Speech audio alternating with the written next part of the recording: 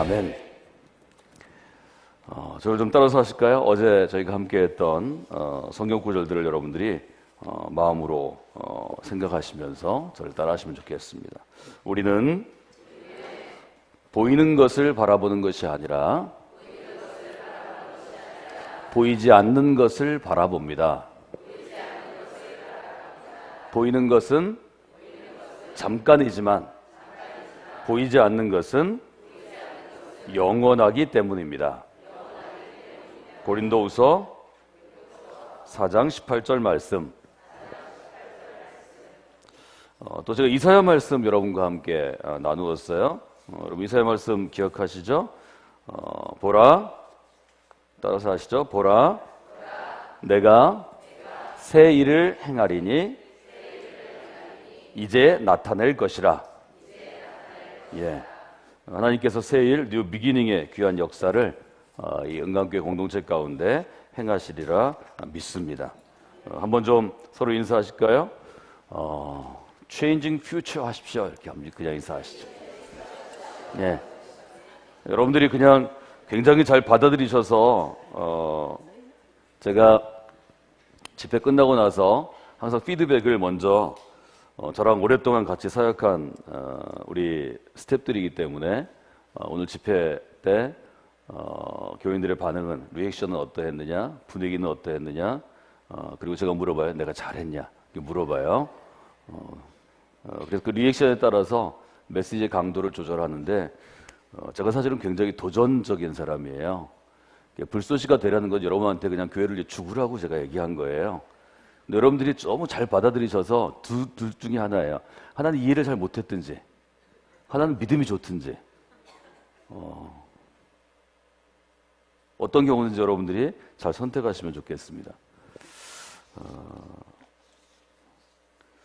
1983년 7월 4일이었습니다. 7월 4일은 미국에는 가장 중요한 일종의 주간이죠. 왜냐하면 독립기념일이 있기 때문입니다. 가장 큰 축제에 있었습니다. 1983년에 18번째 생일을 이제 맞이하는 일주일 앞에 둔 한 청년이 있었습니다. 가족들은 생일을 앞두고 이 청년이 가족과 함께 하기를 바랬어요. 왜 안 그렇게 했어요? 온 가족이 모일 수 있는 시간이 없잖아요. 근데 이 청년은 가족들의 제의를 거절하고 본인이 평소 운동하던 체육관으로 나갔습니다. 아버지는 이 청년이 대학에 진학해서 그 화이트 칼라의 직업인, 모든 부모들이 원하는 것이 아이들이 안정되고 복되고 정말 아름다운 삶을 사는 거죠. 저나 여러분이나 그 바람에는 별 차이가 없습니다. 이 청년의 아버지는 약사였어요.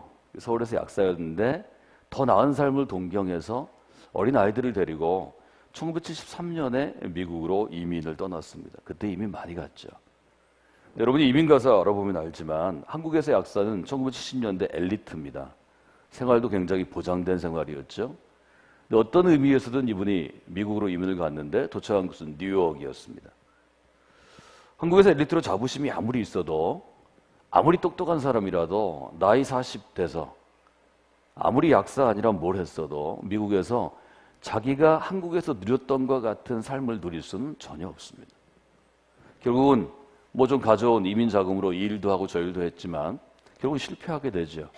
몇 년 만에 그저 일용직 노동직, 말하자면 한국 사람들이 가서 주로 하는 게 밤에 청소하는 겁니다. 빌딩 청소하는 겁니다. 낮에 그냥 이 노동직 중에도 전문의, 기술이 필요한 거 못하고 그냥 짐꾼 되는 겁니다.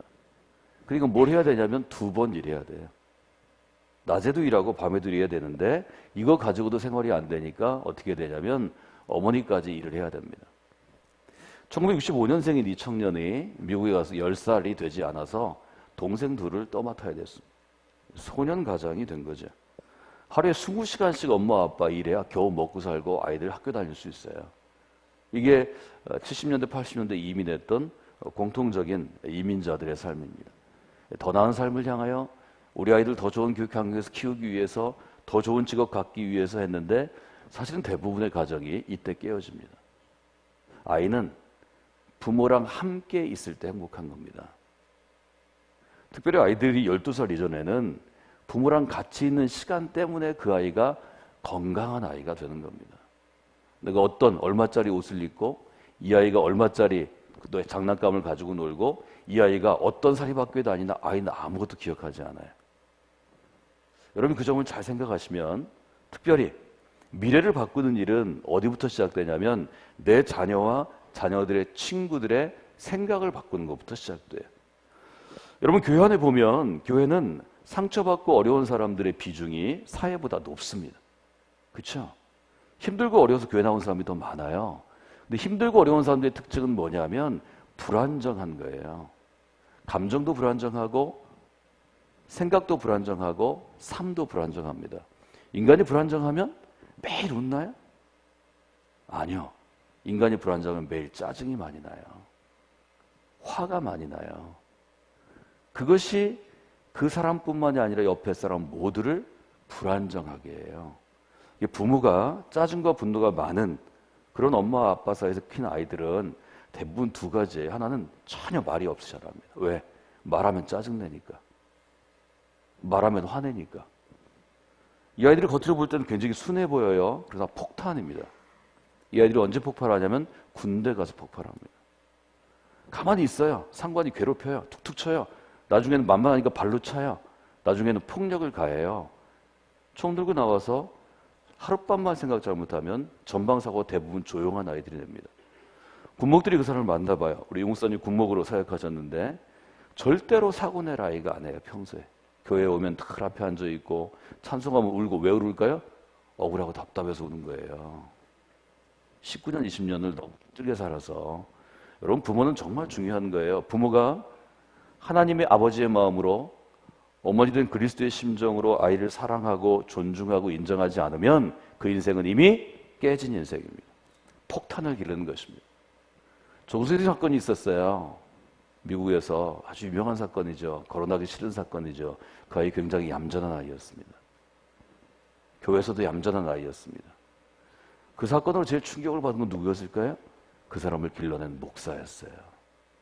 그 아이가 열심히 했든 안 했든 목사는 자기 공동체에 들어온 모든 사람들에 대해서 일정한 관심을 갖고 특별히 어렵고 힘들고 사고 칠 것 같은 사람에게 더 많은 관심을 가져요.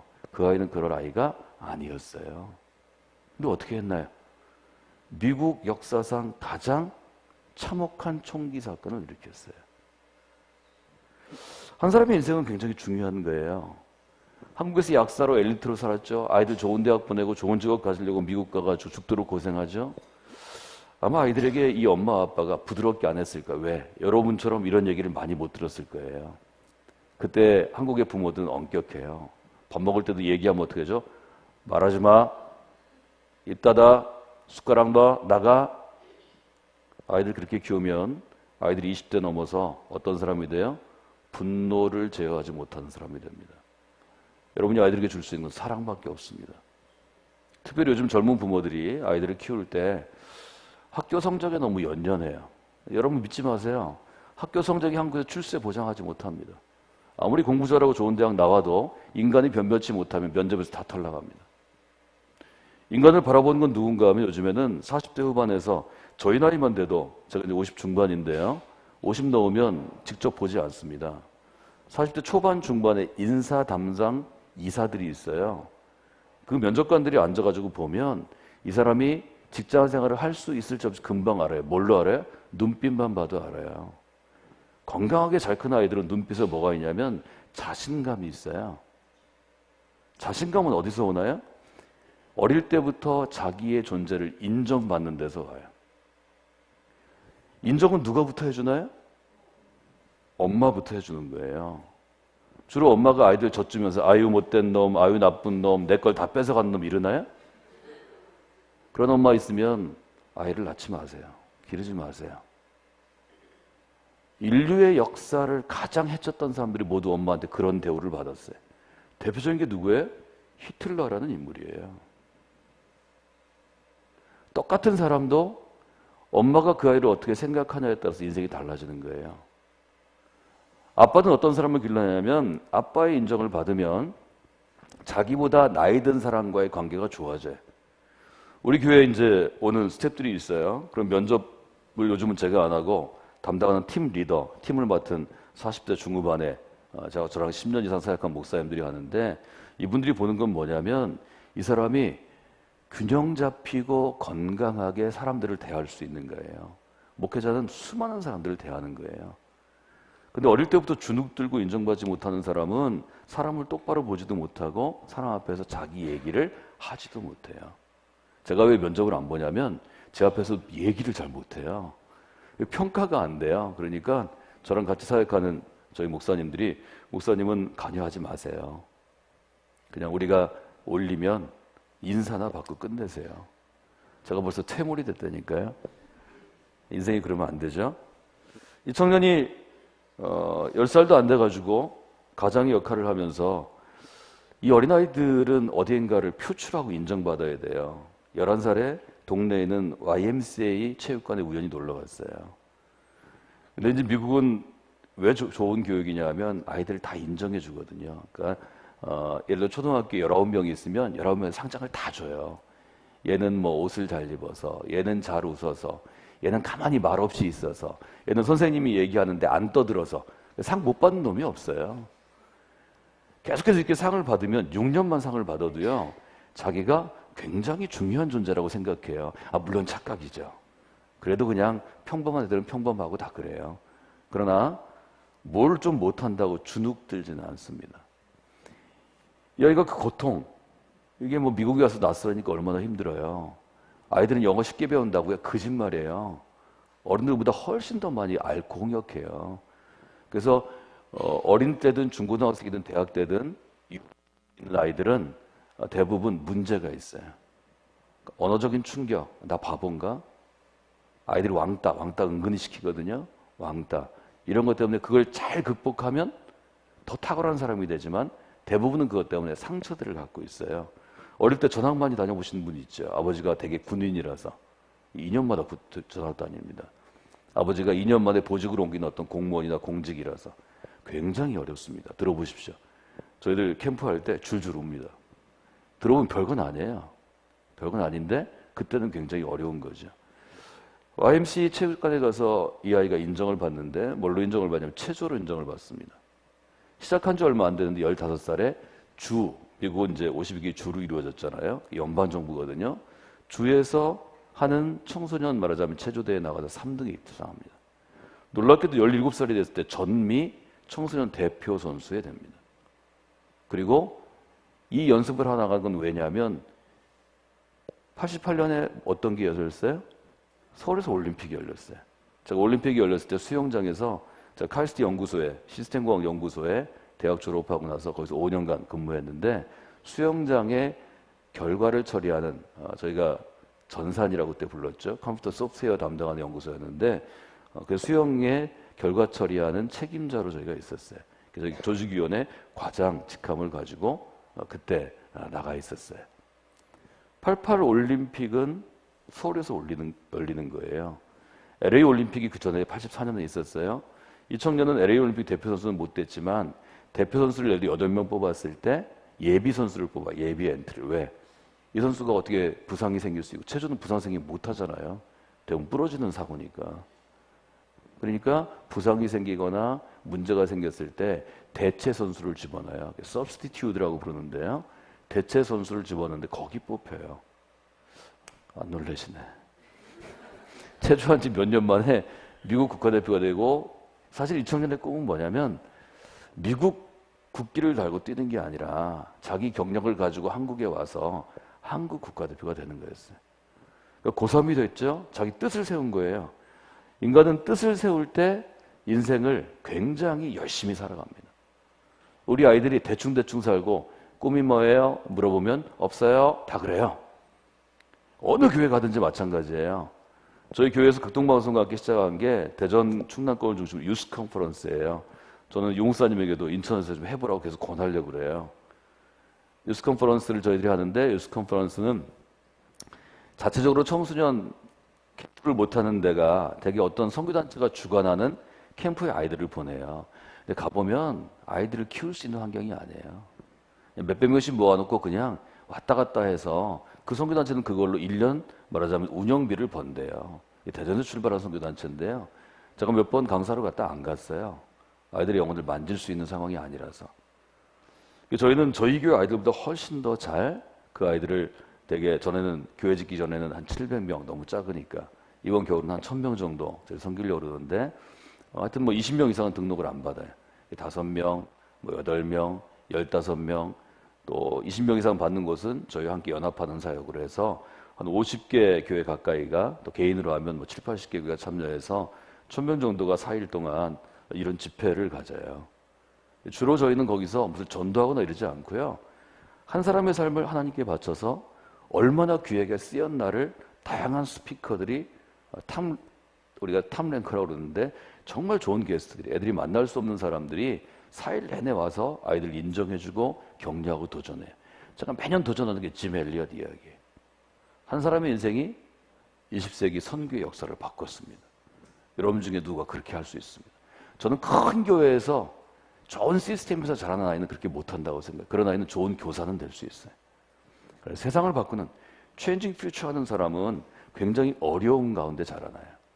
정말 개척교회, 뭐 내 친구도 없고 나 가르칠 전도사님도 없고 찬양팀 하고 싶지만 찬양팀도 없고 이런 아이들이 없기 때문에 마음에 뭘 가냐면 강력한 소망을 가져요. 이렇게 해봐야 되겠다. 저도 그렇게 컸거든요. 저도 그런 환경에서 그런 생각 많이 했거든요. 전 1982년 서울에 와서 대학교 한 이후로 제가 신학교 갈 때까지 개척교회만 주로 섬겼어요. 그때는 너무 힘들고 어려웠는데 지금 생각하면 그것이 그 기간 내내 제가 19살부터 시작해서 한 28살까지 10년 동안 교회는 이랬으면 좋겠다. 교회는 문을 열고 들어가면 뭐 라면집, 떡볶이집, 짬뽕집 지나가지고 2층이 어두운 문이 아니고 밝았으면 좋겠다. 열고 들어가면 좀 천장도 높고 사람들이 수백 명 서 있는 좀 광장이 있으면 좋겠다. 들어갔을 때 하늘에서 또 빛이 쫙 내려와서 하늘 창에서 빛이 내려와서 내가 정말 하나님의 임재 가운데 있는 것 같은 거룩한 빛이 로마에 가시면 바티칸 가보시는데 성 베드로 성담처럼 나게 좀 내려왔으면 좋겠다. 그것들을 제가 적고 적은 게 수천 개 되었는데 실제로 저희가 새로 지은 길을 뉴스페이스라고 그랬는데 제가 원하는 만큼은 아니지만 그것들을 거의 다 집어넣었어요. 저 예배실은 그냥 반원이거든요. 그 이유는 뭐냐면 직사각형의 공간은 인간을 어떻게 되면 규격에 맞춰요. 제가 한국에서 제일 어려웠던 게 틀에 짜 맞추는 거예요. 제가 질문이 많은 사람이었어요. 지금 생각하면 거의 정말 창의적인 천재라고 생각해요. 근데 모든 아이들은 창의적인 천재예요. 여러분이 교육학 해보시면 우리나라에서 태어난 아이들 중에 적어도 2살, 3살, 4살 된 아이들은 굉장히 창의적입니다. 이게 물어보잖아요. 하늘이 왜 파래? 왜 묻냐고. 파란 걸 내가 어떻게 아냐고. 그리고 설명해 준다고 알 수 있냐고. 저게 뭐 빛이 투과하는데 공기의 밀도는 이렇게 되고 습도는 이렇게 돼. 애들이 어떻게 해? 파래? 하나님 이렇게 만드셨어. 얼마나 좋은 대답이에요.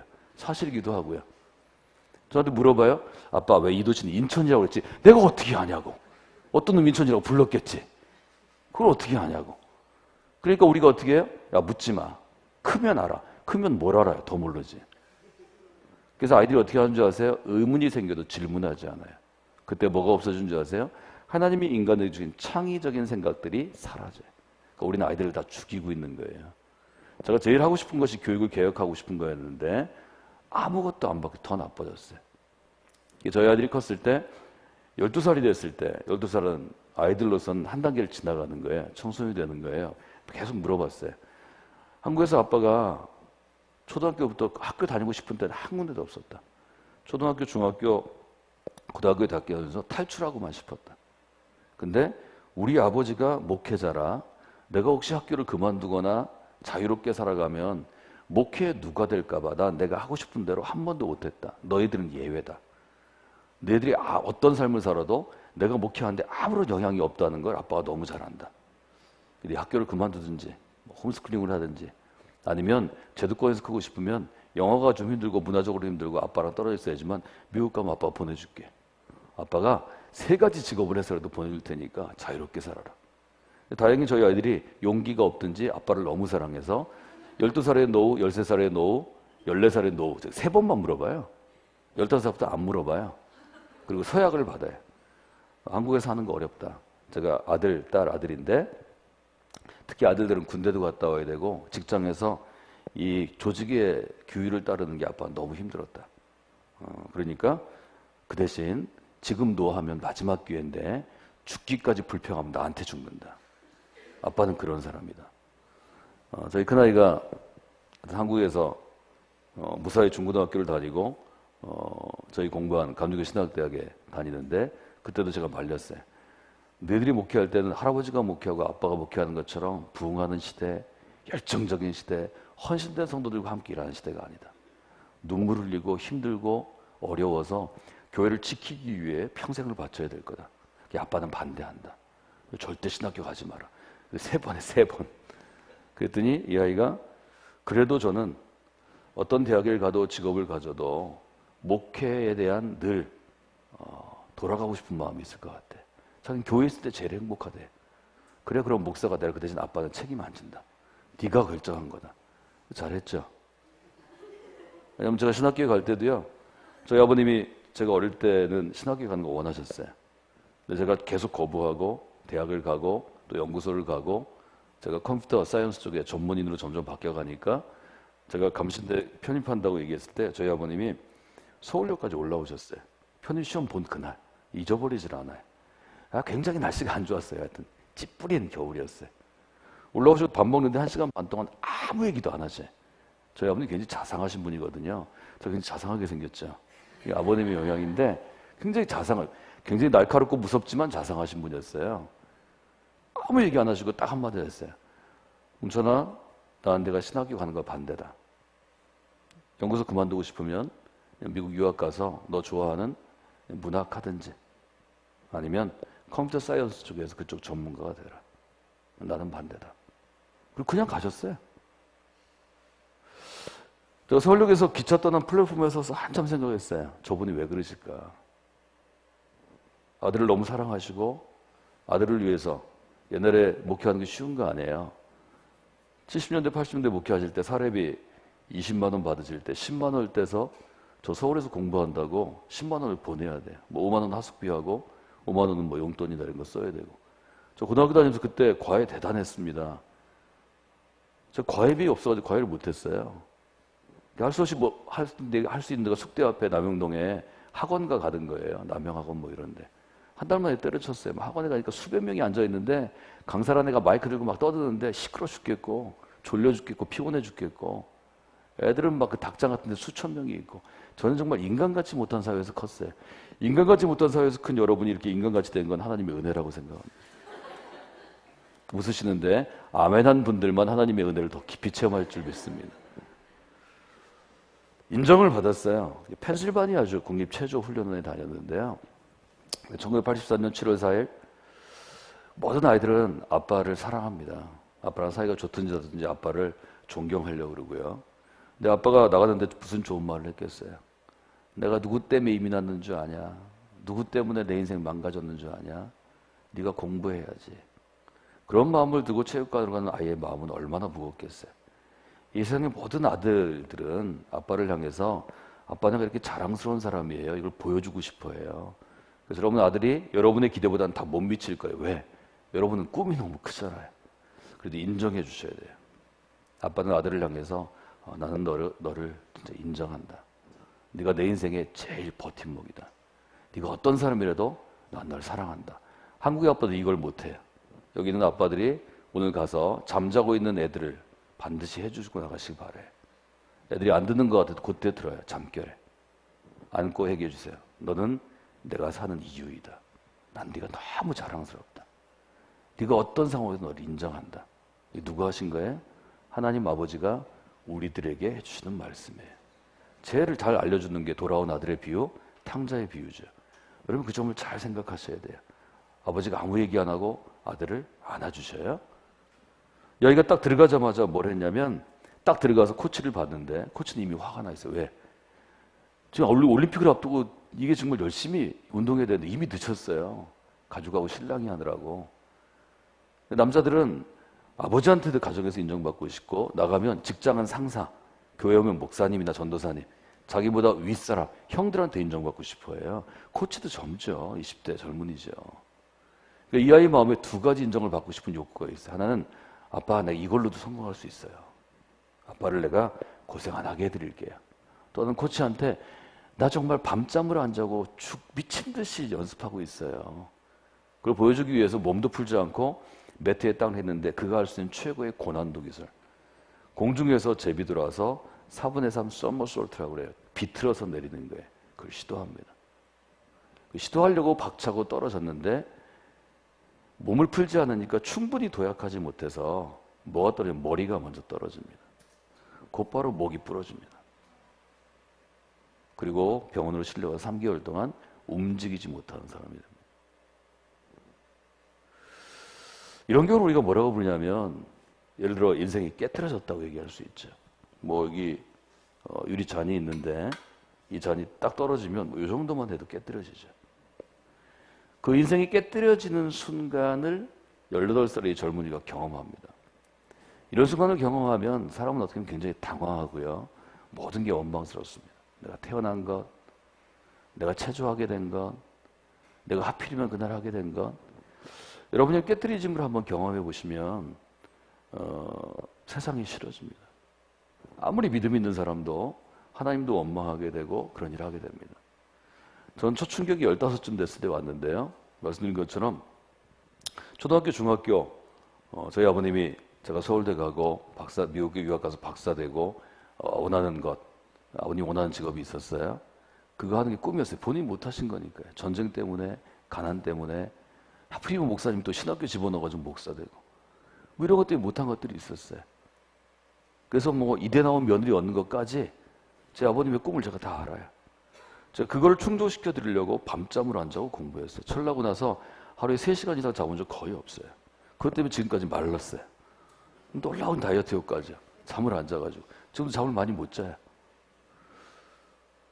제가 딱 고등학교 떨어지고는 집 밖에 3달간 못 나갔어요. 너무 창피해서.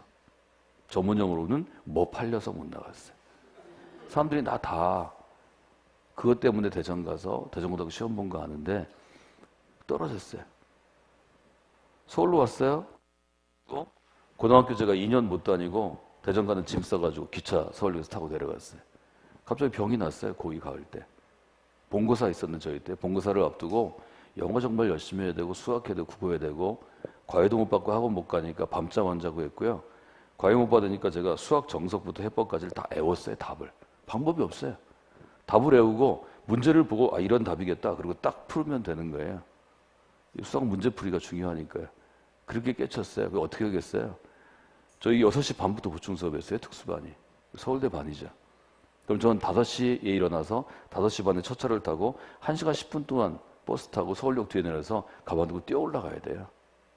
수업 끝나고 보충 수업 끝나면 11시 반이에요. 서울역까지 내려가지고 집에 오면 새벽 1시예요.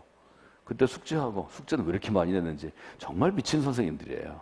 저 배모고등학교 나왔는데 그때 저희 그 특수반 담당하던 선생님들이 다 저희가 볼 때는 독종, 뭐 욕은 안 했지만 게슈타포, 독일론 같이 생겨가지고 핏대, 생각난다. 교감 선생님 별명이 핏대예요. 얼마나 핏대를 잘 내는지. 늦었다고 핏대네, 성적 떨어졌다고 핏대네. 아유, 정말 대단한 선생님들이었어요.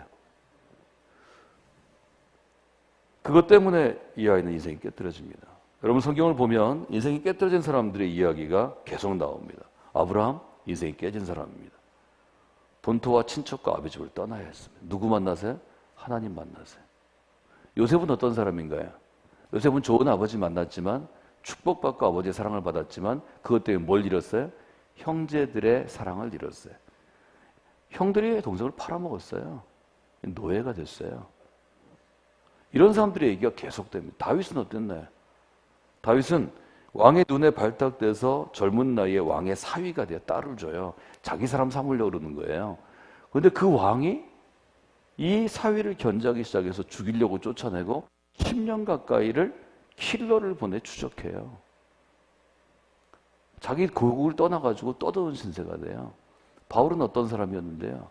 바울은 탁월하게 자라는 유대교의 리더였어요. 차세대 지도자였어요. 근데 그런 바울이 다메섹에서 예수님 만나서 쫓겨다니는 사람이 돼요. 이런 깨뜨리심의 역사가 있어요. 저는 깨뜨리심의 은혜라고 표현했어요. 저를 따라서 하시죠. 하나님께서 사람을 쓰실 때는 선택하시고 만지시고 깨뜨리십니다. 여러분, 불쏘시게 된다는 것은 쉬운 게 아니에요.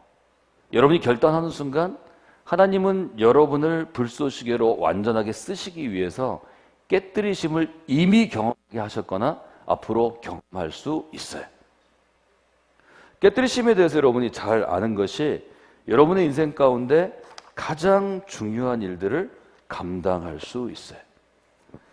깨뜨리심의 은혜는 어떤 것인가 하면 하나님께서 여러분의 그릇을 넓히시는 과정이라고 보시면 좋을 것 같아요. 제가 쭉 돌아보니까 제가 목사가 되기 위해서 15살에 고등학교 자유경쟁 입시했을 때 마지막 대전고 입시에서 떨어지고 재수한 게 지금은 저한테 굉장히 큰 여러 가지를 생각하는 계기가 됐어요. 제가 그때 엘리트 병을 버렸어요. 공부 잘하고 서울대 나오고 미국가 박사한 것이 인생의 성공이 아니구나.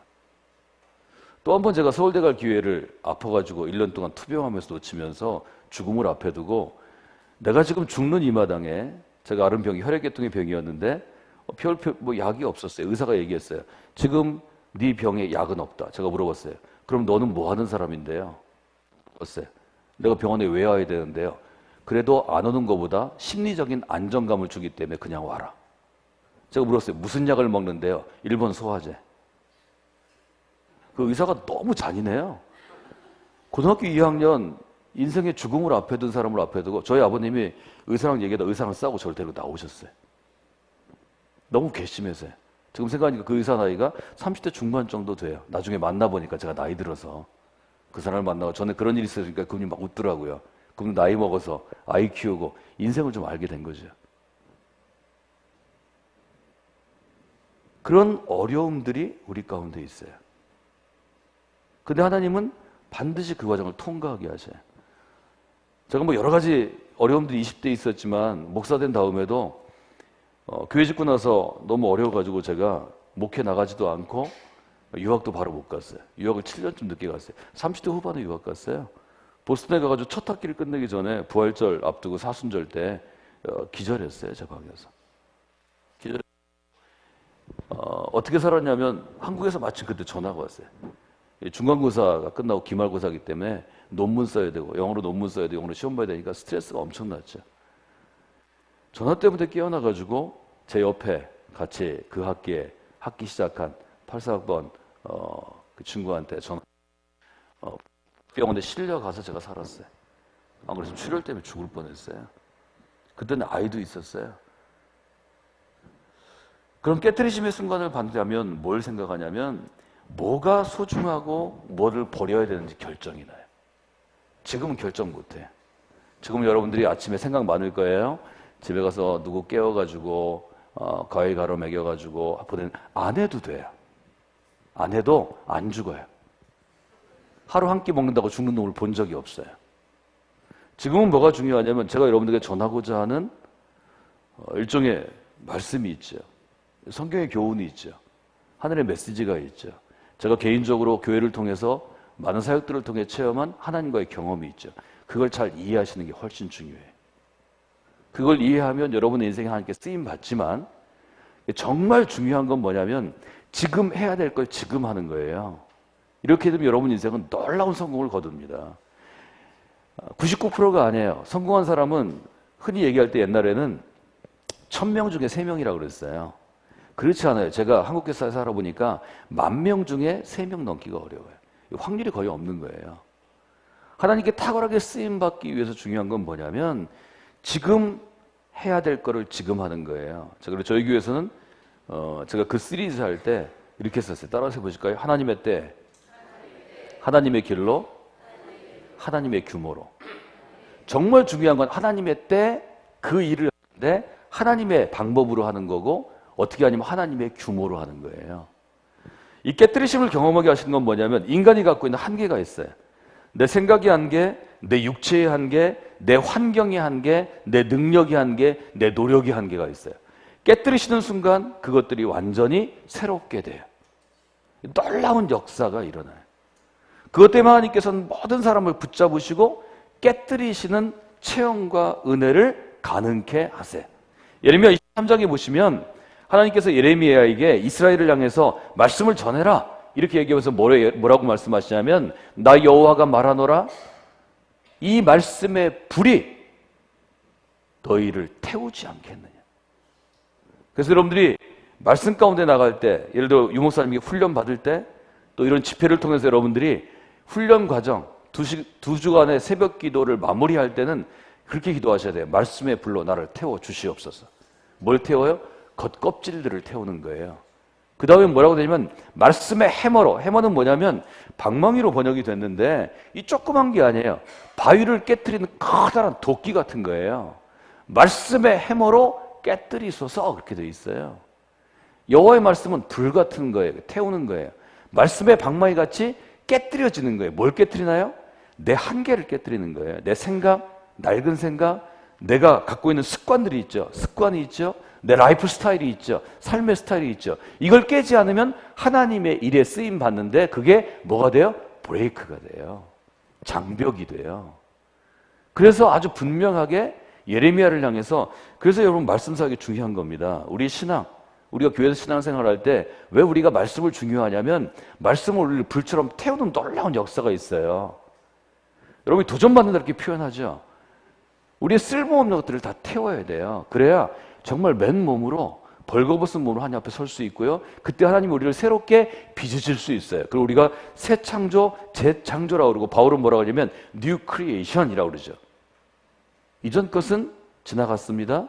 우리는 새 것이 되었습니다. 이게 뉴 비기닝, 뉴 크리에이션의 어원이에요.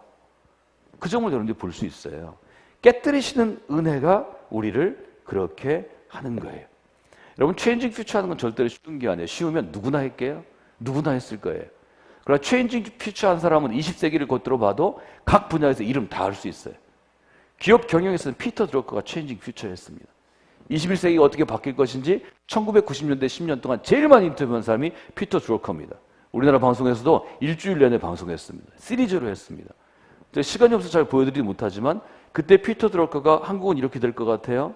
이것만 준비하면 한국이 20세기의 주역이 될 것 같아요. 우리나라 사람들은 그것만 따왔어요. 21세기 한국이 세계를 바꾼다. 피터 드러커는 그 전에 뭐라고 했냐면 이 점을 바꾸셔야 돼요. 삼성이 떠오를 거 피터 드러커가 예견했습니다. 세상을 바꾸는 사람은 보는 눈이 다른 거예요. 깨뜨리심의 은혜를 체험하고 나면 여러분의 눈이 바꿔집니다. 세상을 보는 눈이 바꿔지는데 그거를 퍼스펙티브라고 영어로 씁니다. 이건 관점이라고 번역하는데 관점하고 달라요. 그래서 체인징 퓨처 하는 사람들은 뉴 퍼스펙티브를 갖게 됩니다. 체인징 퓨처 하는 사람들은 제가 똑같이 얘기해도 이해력이 다릅니다. 그걸 뭐라고 부르냐면 전문용어로 인터프리테이션이라고 부릅니다. 쉽게 쓰는 말은 통역하는 것입니다. 우리 할 때는 뉴 인터프리테이션은 새로운 퍼스펙티브, 새로운 관점에서 우리의 인생도, 우리의 사역도, 우리의 교회도, 한국 사회도 새롭게 정의하는 것입니다. 재정의하는 것입니다. 뉴 인터프리테이션을 갖는 것이 말씀 사역의 최종 목표입니다. 하나님의 사람들이 그렇게 변했습니다. 시간이 돼서 제가 마무리하겠습니다. 시편 36편을 가지고 여러분에게 마무리하는 시간인데 여러분이 세 가지 기억하시면 좋겠습니다. 우리가 체인징 퓨처하는 분명한 목표를 가지고 그것은 우리의 목표점, 타깃이 될 수 있습니다. 타깃이란 말을 쓰겠습니다. 타깃은 양궁 선수가 활을 쏠 때 동그라미 10개 있죠? 그걸 타깃이라고 합니다. 미국에 가면 타깃이라는 쇼핑몰이 있습니다. 백화점이 있습니다. 벽에 뭐만 있냐면 사격지는 조그맣지만 양궁은 크잖아요. 양궁 관역이 그려져 있어요. 그게 타깃이에요. 신앙인은 뭐냐면 내 인생을 화살 삼아서 하나님이 그 타깃을 향해 쏜 것입니다. 타깃을 향해 가서 딱 박히면 그것은 하나님이 인정하시는 온전한 그리스도인이 된 것입니다. 타깃을 향해 가던 화살이 어떻게 돼요? 바람을 맞거나 잘못 날아가서 장애물 때문에 떨어지면 뭐냐면 타깃에서 빗나간 것입니다. 그것을 하마르띠아라고 그럽니다. 그게 죄입니다. 하나님이 우리 인생을 선택하셔서 화살처럼 타깃을 향해 쏘셨는데 그것이 타깃을 맞추지 못하고 떨어지면 그게 죄가 되는 거예요. 죄는 우리가 생각하는 도덕적인 거, 거짓말한 거, 훔친 거 누구나 해요. 많이 하느냐 적게 하느냐죠. 그거는 큰 죄가 아니라 작은 죄예요. 죄는 뭐냐면 하나님이 내 인생을 어떤 타깃에 놓고 딱 쏘시는데 그 타깃에 가서 안 부딪히고 내 맘대로 가서 부딪히는 거예요. 뭐 여러분이 돈 버느라고 아파트에 가서 부딪히고 차 사느라고 차에 가서 부딪히고 애 키워서 애 잘 되냐고 애야 가서 부딪히고 그건 다 실패한 화살이에요. 실패한 그리스도의 인생이에요. 하나님의 타깃은 분명하신 분입니다. 하나님의 타깃은 뭐예요? 하나님 나라예요. 마가복음 1장 14절 15절 때가 찼다. 하나님 나라가 가까이 왔다. 회개하라. 복음을 믿어라. 이게 예수님이 이 땅에 와서 하신 설교의 전부예요. 하나님 나라를 이루는데 우리의 인생이 화살처럼 가서 박혀야 되는 거예요. 여러분이 그런 분들 되시기 바랍니다. 그때 체인징 퓨처 할 수 있는 거예요. 미래를 바꿀 수 있는 거예요. 하나님은 그 미래를 바꾸셔서 반드시 우리 인생을 깨뜨리셔요. 깨뜨리시는 거에 대해서 오늘 저녁에 시간이 있으면 제가 설명을 하겠지만 깨뜨리심에 대해서 헬리나우에는 뭐라고 표현하냐면 예수님께서 마태복음에 보시면 성찬식을 하셔요. 성찬식은 어떻게 하셔? 떡을 가지사, 테이크. 떡을 축복하시고, blessed. 그 다음 어떻게 떡을 떼어야 성찬식이 돼. 이 떼는 거를 자막 빨리 나온다. 헬리나우에는 뭐라고 부르냐면 상처받은 치유자라고 그랬어요. 헬리나우에 상처가 많은 사람이에요. wounded healer라는 전문 용어를 썼어요. 근데 저는 이 떼어를 깨뜨리심의 은혜라고 해석해요. 떡을 떼어야 성찬이 가능한 거예요. 이 잔을 받아 마시라 이것은 나의 피라. 이 떡을 받아 마시라 이것은 나의 몸이라. 그 다음에 어떻게 해요? 주시는 거예요. 왜 깨뜨리셔요? 떡을 떼어 나누어 주시기 위해서. 저 네 개는 한번 기억하실까요? 가지사, 축복하시고, 떼어 주셨다. 오늘 낮에 할 일 없으신 분들은 마태복음 26장 26절 이하 성찬식을 12번씩 읽으세요. 제가 묵상할 때 3번 소리내서 3번 소리 죽여서 3번 깊이 생각하고 3번은 마음에 새기고 12번 제가 독서법, 성경 읽기법 저희 훈련학교에서 얘기하는데 여러분 그걸 보셔야 돼요. 떼어내면 어느 단계인가 하면 바로 깨뜨리시는 단계. 떡을 깨뜨리셔서 잘게 부수신 다음에 거기 있는 많은 사람에게 나눠주시는 거예요. 우리 인생은 왜 깨뜨리셔요? 누군가에게 나눠주려고. 저는 나눠주는 걸 뭐라고 표현하냐면 쓰임받는 인생이 되는 것이라고 표현합니다. 체인징 퓨처 하려면 누군가는 불쏘시개가 돼야 돼요. 불쏘시개가 되는 건 뭐예요? 불쏘시개로 쓰임받는 것이에요. 왜 쓰임받느냐? 뭐 여러 가지 얘기할 수 있지만 쓰임받으면 하나님이 놀라운 역사를 우리에게 주셔요. 시편 36편 7절, 8절인데 이 부분은 저희들이 봐야 되겠죠? 7절 한번 띄워주시겠어요? 한번 읽어볼까요? 하나님이여 주의 인자하심이 어찌 그리 보배로우신지요 인생이 얼로 피해요? 주의 날개 그늘 아래 피하나이다. 그 다음에 8절에 이렇게 되어 있어요. 여러분들이 깨뜨려 주시는 은혜를 통해서 하나님께 쓰임 받으면 여러분을 통해서 3가지 중요한 놀라운 하나님의 은혜의 강이 흘러갑니다. 첫째 어떻게 되어 있죠? 그들이 주의 집에 있는 살찐 것으로 풍족할 것이라. 찾으셨어요? 제가 말도 너무 빨리 하고 사실은 많은 양을 못 해가지고 3번 설교할 거를 뭐 한 번에 하고 이러니까 바쁘신데 그래도 지나면 하나씩 걸리는 게 있어요.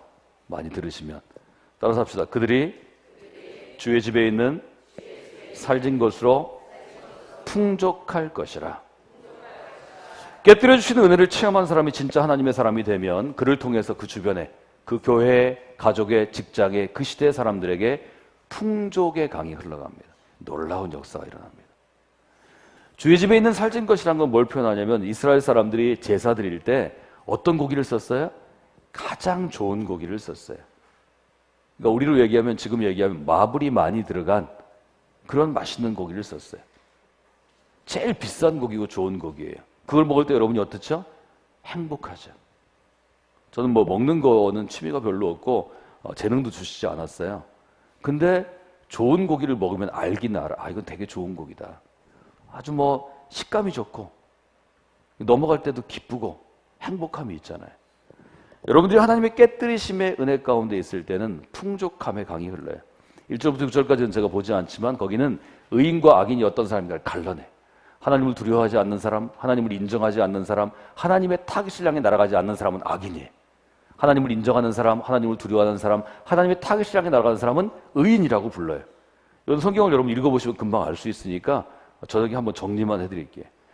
우리가 깨뜨려지는 삶을 삶은 하나님이 인정하시는 의로운 삶 가운데 가면 첫 번째 풍족함의 강이 흐릅니다. 여러분의 가정에, 여러분의 인생에, 특별히 사랑하는 이 교회, 사랑하는 은강교회, 이 풍족함의 강이 흘러가기를 주님의 이름으로 축원해드립니다. 하나님의 사람은 늘 풍족함을 체험해야 돼요. 그래야 여유가 있고, 그래야 웃을 수 있고, 그래야 나눠줄 수 있어요. 그렇지 않으면 여러분은 쫓겨다니고 쪼여들이고 부서지는 삶을 삽니다. 그러면 짜증과 분노와 미움과 다툼과 갈등만 있어요. 사람은 좀 풍족하게 먹고 풍족하게 누려야 다른 사람이 커피도 사주고 음식도 사주고 삶도 나누는 거예요. 여러분이 그런 축복 가운데 있기를 주님의 이름으로 축원합니다. 이 집회가 끝나는 날 여러분이 하나씩은 풍족함을 경험하시고 간증하시기 바랍니다. 집회 끝나고 목사님이 간증 시간 주실 때 제가 집회 가운데 집중하고 내 인생을 깨뜨리는 은혜를 체험했더니 이런 풍족함이 있습니다. 저한테 리포트 해주시면 좋겠습니다. 두 번째는 8절 B절에 있죠. 후반절에 있죠. 따라서 하시죠. 주께서 주의 복락의 강을 마시게 하시나이다. 깨뜨려지고 쓰임받는 인생 가운데는 뭐가 있냐면 복락의 강이 흘러요. 복락이 뭐냐면 히브리어로 에덴이에요. 에덴은 뭘 얘기하나요? 기쁨을 얘기하는 거예요. 인생은 하나님이 해서 만지시고 떡을 가지고 축복하시고 그 떡을 떼어 깨뜨리시고 그 떡을 나눌 때 내게 기쁨이 있습니다. 바울이 뭐라고 그랬죠? 빌립보 교인들 향해서 나는 지금 감옥 안에 있으나 내 안에는 세상이 도저히 컨트롤할 수 없는 놀라운 기쁨이 있습니다. 빌립보 교인들한테 얘기하죠. 기뻐하십시오. 기뻐하십시오. 기뻐하십시오. 언제 기뻐해요?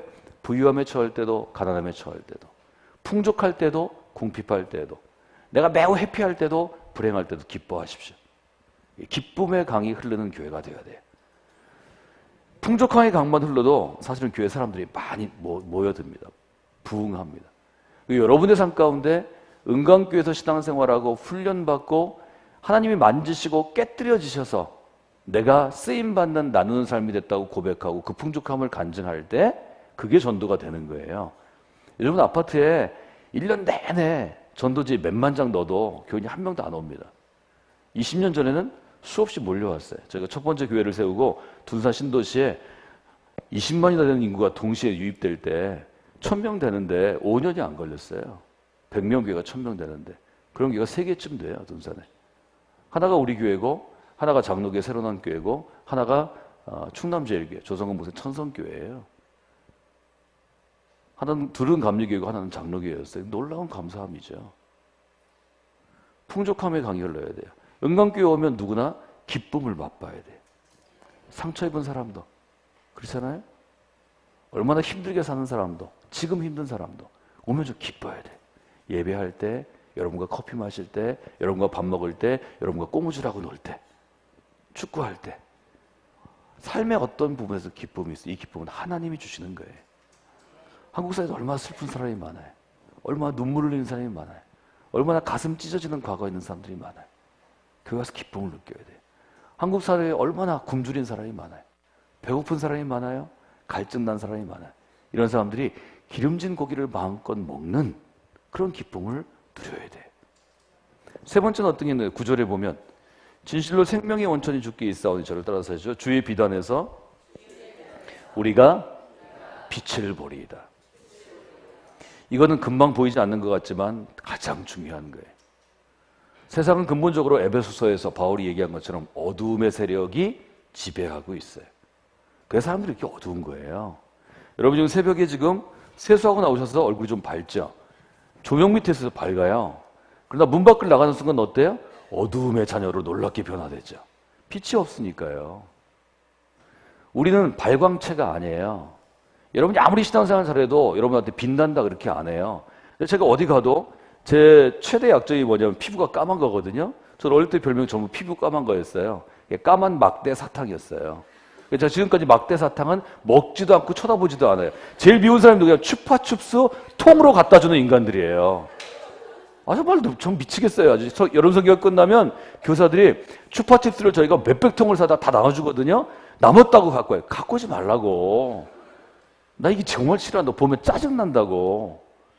그러나 제가 단에 섰을 때 물론 메이크업 제가 합니다. 메이크업에서 정말 좋은 CC크림 바르고 파운데이션 다 하지만 새벽엔 안 해요. 피부 상할까 봐. 저녁에 합니다. 저녁에. 그러나 여기도 좀 마찬가지고 어디 가든지 하이라이트, 스포트라이트가 저한테 비쳐요. 웬만하면 굉장히 밝게 보여요. 있어 보이지 않나요? 하나님의 사람은 있어 보입니다. 어떤 옷을 입고 있어도, 어떤 집에 살아도, 어떤 차를 타도, 얼마를 벌어도 있어 보입니다. 왜 그런지 아세요? 하나님이 주는 빛의 강이 흘러가기 때문에 그래요. 그래서 야, 그 교회 가니까 너 때깔이 바뀌었다 이런 표현을 들어야 돼요. 추레하고 좀 도와주고 싶고 시원찮은 것이 그 교회 다니더니 얼굴이 달라졌다. 얼굴이 윤기 나네. 요즘 물광 피부네. 어디 가서 관리받아? 화장품은 뭐 써? 뭘 먹여? 이런 얘기를 들어야 돼요. 자, 서로의 피부를 한번 만져보세요. 자, 때깔이 좋습니까? 여러분이 믿음 가운데 살아가면 사람의 얼굴이 달라집니다. 물론 이제 강준희 목사가 그렇게 와서 저희 교인들한테 농담하더라고요. 저희 교인들 때깔이 좋거든요. 한국에서 제일 잘 사는 동네 중에 하나거든요. 잘 직업이 좋고 그러니까 걱정 안 하고 불황에도 잘 벌고 잘 먹으니까 때깔이 좋아요. 근데 그렇게 물어보더라고요. 여러분이 가꾸시고 고치셔서 때깔이 좋으신 것 같습니다. 가꾸셔서는 그냥 오케이 한데 고치셔서 그러니까 전문의상이 확 찌그러지더라고요. 여기 보니까 고치면 때깔 좋아질 분들이 꽤 계세요. 그렇지만 돈 들여서 외과의의 손을 거쳐서 성형외과에서 고치지 않아도 하나님의 사람이 되면 하나님이 주시는 은은한 빛의 아름다움이 있습니다. 저는 이런 얼굴이 아니었습니다. 제 20대 사진을 보시면 다행히 사진을 안 갖고 갔을 거예요. 20대, 30대, 40대를 보면 제가 하나님을 살아가면서 놀라운 역사를 얻었습니다. 제가 나이보다 젊게 보입니다. 그죠? 성형의 효과가 아닙니다.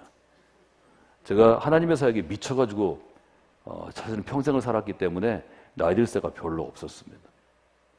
저 82학번이에요. 38세대예요. 386세대. 저 50대 중반이라고요. 아무도 안 놀래네. 마음대로 사세요. 정리하고 기도합시다. 오늘 어제하고 이어서 여러분이 Changing Future 하는 인생, Changing Future 하는 사역, Changing Future 하는 교회가 되도록 말씀드렸어요. Changing Future 하려면 뭐가 준비돼야 돼요? 불쏘시개처럼 쓰임받는 사람이 준비돼야 돼요. 불쏘시개처럼 쓰임받는 사람은 뭘 경험하냐면 하나님이 떡을 들어, take라는 단어 쓰죠. took bread, 떡을 들어 선택하시고 만지시는 거예요. 어떻게 하셔요? 축복하셔요. 너는 내 아들이라, 너는 내 딸이라, 내가 너를 사랑하노라. 그 다음에 어떻게 하셔요? 잔인하게 떡을 찢으셔요. 이 떼어로 번역했는데 떡을 찢는 거예요. 단어가 break down이에요. break down은 뭐냐면 종이를 팍팍 찢는 거예요. 제가 여러분 충격받으실까 봐 얘기는 안 합니다. 그 정도로 우리를 깨뜨리십니다. 그 다음에 어떻게 하셔요? 깨뜨리신 조각들을 말씀의 불로 태우시고 말씀의 방망이로 더 가루로 만들어서 먼지처럼 사용하십니다. 즉 나누어 주십니다. 내 인생도 깨져야 나눌 게 있는 거예요. 이 하나로는 나눌 수가 없어요. 그게 하나님의 은혜예요.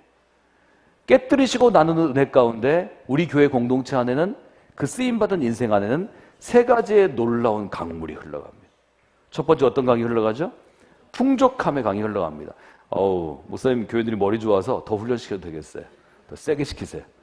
두 번째 뭐가 흘러가요? 복락의 강. 이거 복락이란 말이 어려워요. 기쁨의 강. 기쁨보다 에덴이 더 좋으니까 에덴의 강이 흘러갑니다. 세 번째가 어떤 강이 흘러가요? 빛의 강이 흘러갑니다. 오늘 그렇게 기도하겠어요? 어제는 불쏘시각이 되게 하소서. Changing Future 하는 교회가 되게 하소서. 오늘은 그렇게 기도합시다. 하나님, 제가 깨뜨리심의 은혜를 체험하기를 원합니다. 불쏘시각이 되려면 깨뜨려져야 합니다. 여러분의 지금까지 어떤 학교를 나왔고 어떤 직업에 있고 어떤 인생을 살았고 이런 과거는 다 잊으십시오. 하나님이 먼지처럼 깨뜨려 부수십니다. 그 다음에 새롭게 우리를 쓰십니다. 새롭게 쓰셔서 우리 교회 가운데 풍족효용의 강이 흐르게 하소서, 에덴의 강이 흐르게 하소서, 빛의 강이 흐르게 하소서. 그러면 교회는 부흥하고 성장하고 그 지역을 바꾸는 교회가 됩니다. 인생은 변화되어서 축복받은 인생이 됩니다. 이것이 바로 하나님께서 선택하신 의로운 사람, 하나님의 사랑받는 자녀가 걸어갈 길입니다. 다 적으셨죠? 제가 오늘 헌금복도 안 읽었는데 오늘 저녁에는 헌금복들을 쭉 보고 제가 선택하겠습니다. 3개만.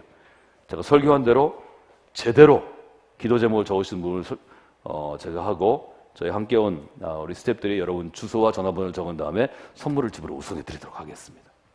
좋죠?